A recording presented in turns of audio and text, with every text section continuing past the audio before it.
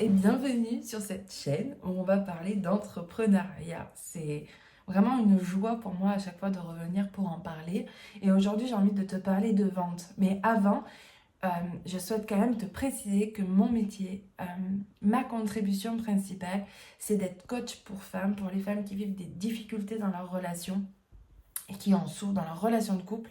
Et moi, je vous aide, je les aide à se transformer personnellement dans leur relation pour qu'elles se sentent épanouies et heureuses avec elles-mêmes.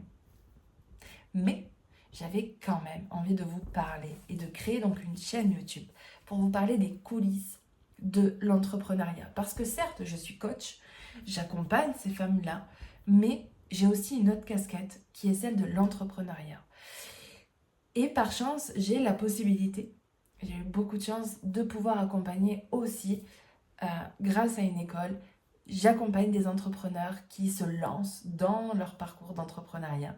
Et, euh, et du coup, ça me remet dans le bain du début et dans tout ce que ça m'a demandé de transformer à l'intérieur de moi, de bouger, de faire face aussi. Et donc, ça m'a donné cette envie de créer les coulisses de l'entrepreneuriat. Donc aujourd'hui, j'avais envie de te parler de marketing et de vente.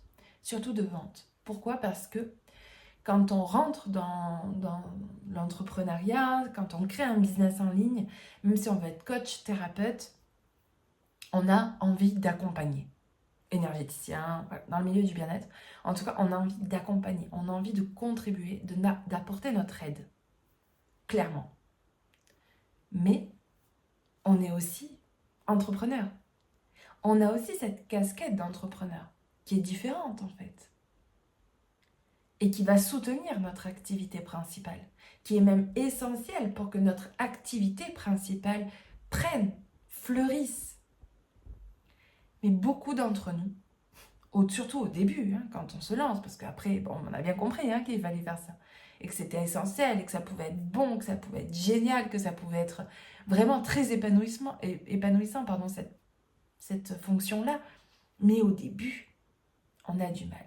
Parce que la fonction au début d'entrepreneur, hein, qui va être vraiment dans les débuts, c'est presque ta fonction principale parce que tu dois tout mettre en place pour ensuite avoir des clients et ensuite faire vraiment ce que tu aimes. Mais au début, eh bien, on doit penser à la communication, au marketing, à la vente, à la prospection. Et tout ça, eh bien, on n'aime pas. Et je te comprends. Je te comprends.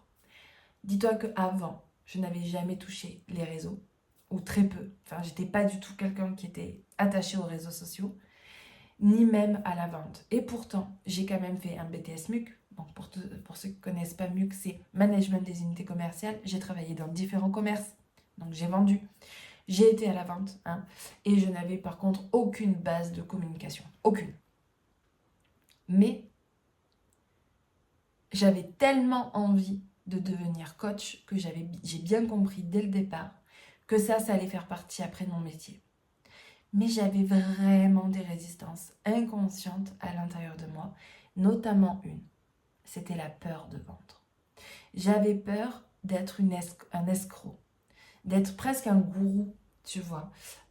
J'avais peur de manipuler. J'avais pas envie, en fait, parce que je voyais la vente comme quelque chose où on soudoie quelqu'un et on lui prend quelque chose, vous voyez. Sauf que ça m'a mis des résistances et des freins monumentaux parce que dès lors que j'allais rentrer en contact avec un prospect, que j'allais rentrer en contact avec une cliente potentielle, eh bien je perdais mes moyens. Je perdais véritablement mes moyens parce que à ce moment-là, je rentrais dans un espace de commerce et je trouvais que ça, comment on dit, que ça noircissait le tableau en fait, que ça assombrissait la relation alors que moi tout ce que je souhaitais c'est l'aider. Mais pour l'aider, il fallait vendre un accompagnement. Je me suis dit mais putain, mais non en fait, je veux l'aider dans tous les cas. Pourquoi? Pourquoi lui vendre du coup si je peux l'aider? Vous voyez? Et il y avait vraiment cette notion de mais je veux pas passer par cette étape-là, je veux pas lui dire que euh, on va passer par un accompagnement, que l'accompagnement va être payant. Vous voyez, toutes ces étapes-là, c'était monstrueux pour moi. Vraiment, c'était monstrueux. Et je me rappelle tout ce questionnement de me dire, mais pourquoi je le rends payant en fait. Si je peux l'aider, à quel moment je dois rendre ce service payant. Et en fait, tout ça, en fait, la vente est problématique sur différents plans parce que, en fait, c'est tout ce qu'on imagine de la vente. Et moi, ayant travaillé dans une boutique de téléphonie, ben, je n'avais pas une bonne image de la vente. Dans le secteur de l'immobilier, j'avais pas non plus une bonne analyse et un bon souvenir aussi de la relation clientèle. Enfin, euh, le côté forcé, le côté où tout ce qu'on veut c'est de la rentabilité. Du coup, j'avais associé ça à la vente et donc quand je rentrais dans ces espaces de vente, eh ben, il y avait tout ça qui me revenait pour moi. Donc ça venait vraiment assombrir le tableau, hein. Et il y a aussi donc l'espace de la vente, donc il y a ça, puis donc la mémoire qu'on a, le souvenir qu'on a de la vente, ou en tout cas les croyances qu'on y apporte. Et il y a aussi la notion pécuniaire, financière, c'est-à-dire que je vais troquer mon service avec de l'argent, mais alors quelle est ma valeur, quelle est la valeur de ce que je fais. Et quand on est un peu comme moi, qu'on pense qu'on n'a pas beaucoup de valeur, eh bien là, on va avoir vraiment une problématique à vendre parce que quelle est euh, la contrepartie pécuniaire de ma valeur et de ce que je vais t'offrir. Et tout ça, en fait, crée une résistance folle parce que ça vient vraiment... c'est comme un tsunami, en fait, émotionnel, de croyances à l'intérieur de soi qui fait qu'on va du coup auto-saboter cette partie-là, sauf qu'elle est essentielle pour que tu puisses faire ton métier. Comprends bien que tu ne pourras faire ton métier de coach que quand tu vas aussi apprendre à te vendre. Donc il va falloir que tu acceptes de vendre et que tu acceptes également que ta valeur a une... Enfin, que c'est même pas ta valeur finalement, hein, c'est ton accompagnement a une contrepartie financière et c'est complètement normal en fait. Mais ça, on a du mal à l'accepter. Parce que pour peut-être la première fois de notre vie, c'est vraiment nous et nous-mêmes, notre propre volonté, enfin de notre propre volonté, euh, que nous allons mettre au service notre savoir, notre expérience, en contrepartie donc d'une rémunération. Et là, on passe pas par un salaire, on passe pas par quelque chose d'extérieur, c'est de nous-mêmes en fait. Et c'est ça que ça vient de toucher. C'est que ça vient nous toucher en nous, parce que c'est de nous que nous parlons. Et donc, tout ça, ça crée un méli-mélo, un bordel dans notre tête et ça a besoin d'être calmé. C'est pour ça que dans toutes mes vidéos des coulisses de l'entrepreneuriat, tu verras que très régulièrement, je te parle du mindset de l'entrepreneur. Il est essentiel que quand on se lance, on doit apprendre à avoir un mindset d'entrepreneur parce que tu vois, comme tout est galvaudé, tout est emmêlé. Bien sûr que non. Euh, ce que tu vends, c'est pas ta valeur. Ta valeur, elle est infinie. C'est ton accompagnement, c'est ton service. Et ton service, tu dois le monétiser. Parce que tu ne vis pas d'air. Ok? Tu as besoin d'argent. Ce qui est complètement normal. On troque et aujourd'hui, on va troquer avec de l'argent. Donc, ça demande d'aller remettre les choses au bon endroit, d'aller estimer ta valeur et d'aller changer ton mindset qui est ok, aujourd'hui j'ai envie d'accompagner parce que j'ai envie d'aider, d'apporter mon aide aux autres, certes, ça c'est ton grand pourquoi et c'est essentiel de l'avoir, mais tu dois aussi comprendre que si tu es aujourd'hui dans l'envie de te lancer en tant qu'entrepreneur du bien-être, eh bien tu es entrepreneuse. Et si tu es entrepreneuse, eh bien, tu dois apprendre à l'être.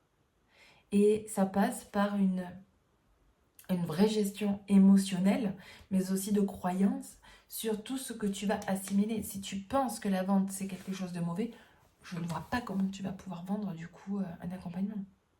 Donc, comment tu vas du coup pouvoir derrière créer ton business et donc aussi avoir des clientes et faire le métier de cœur que tu veux faire. Et ça, c'est quelque chose que je n'avais pas compris au début. Pourquoi? Parce qu'on est vraiment dans un système salarié où je rentre dans une entreprise pour faire mes compétences en fait. Hein. C'est-à-dire que je rentre dans une entreprise, je suis comptable, je vais faire comptable. Mais demain, je crée une entreprise d'assistant comptable ou de comptable. Et bien, il va falloir aussi que je travaille sur la notion d'entreprise. Et donc aujourd'hui, c'est peut-être ça qui te manque. C'est pas ton métier de base, ou peut-être que tu as besoin, voilà, bien sûr.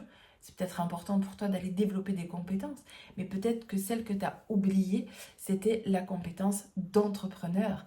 Et ça, ben ça, je peux t'aider si tu as envie. Je travaille en partenariat, enfin, je travaille pour une école qui crée ça, qui aide les entrepreneurs, voilà, donc à se développer, à créer leur business. Donc, si tu en as envie, si tu as besoin et que tu ressens l'élan, tu n'hésites pas à venir me voir. On peut échanger ensemble. Mon Insta, c'est @laura, Lora.émerveille. Tu peux venir, tu peux me laisser un commentaire, on rentre en contact ensemble parce que ne lâche pas, ne lâche pas, ne lâche pas. Le monde a besoin de toi.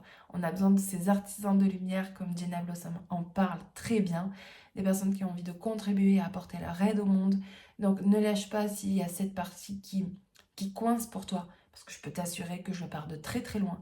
Et aujourd'hui, ben, mon entreprise fonctionne. C'est magnifique et je suis très heureuse d'avoir tenu enfin, d'avoir persévéré en fait. C'est juste des choses qui te manquent. À partir du moment où on te les apporte, tu peux aller très très loin. À bientôt!